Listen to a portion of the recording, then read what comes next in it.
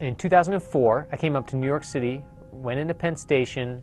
The man in front of me started complaining about the reception on his cell phone. We're 80 feet underground. He's bashing on his little device, and I'm thinking, you know, what we've forgotten, what you're forgetting, mister, is that this is a beautiful miracle. You're talking to somebody very far away with this little transmitter and this little receiver in this device, and we're forgetting that all around us, this electromagnetic radiation is carrying messages, and it's kind of an amazing thing. So I started a book. I wanted to try to capture the magic of hearing the voice of a stranger in a little device in your home, because for the history of humanity, that was a strange thing.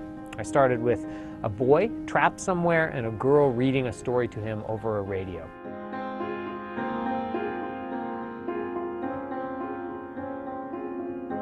Then about a year later, I was traveling in France on book tour. I went to the town of Saint-Malo, which is on the northern coast of France in Brittany. I was walking around this beautiful seaside town, a walled fortress, the beautiful channel, the green waters of the channel breaking against the walls, and I told my editor, look how old this is, this medieval town, it's so pretty. He said, actually, this town was almost entirely destroyed in 1944 by your country, by American bombs. So I started researching a lot about the city of Saint-Malo. Immediately I knew that was the setting. That's where the boy would be trapped listening to the radio. Third piece of the narrative came about a year later when I started reading about what had happened in Paris in the invasion in 1940 when the Germans came in. The Germans came in, of course, they took over all the radio, but they also, with so many cultural treasures and natural science treasures in Paris, they had to be protected, and they had very short notice before the invasion. So they started packing up Rembrandts, they packed up Da Vinci's from the Louvre.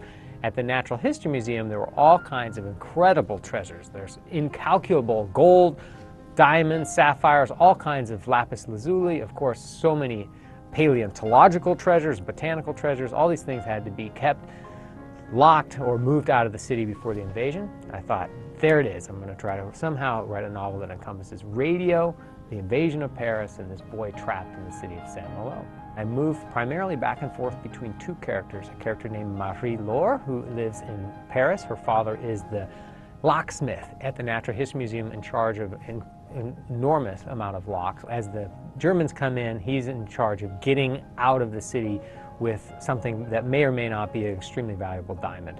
The other narrative, the main narrative that braids with Marie's, is of a German boy named Werner. He's an orphan, and he is very gifted with electronics. He falls in love with radios as a young boy. He finds his own way out by fixing a radio for a very important official. He thinks it's going to be a way out of the mines, but it turns out to be a very complicated way out. He ends up at a paramilitary school for Hitler Youth. For me, I wanted to have a book that reminds us of the magic of radio. So I wanted, first and foremost, to conjure this time when the voice of a stranger, particularly if it's a propagandist, somebody hammering this nationalism into the heads of poor people like was happening in Germany leading up to the war in the late 30s. That kind of power, especially over a child's mind, I wanted to try to capture in the novel.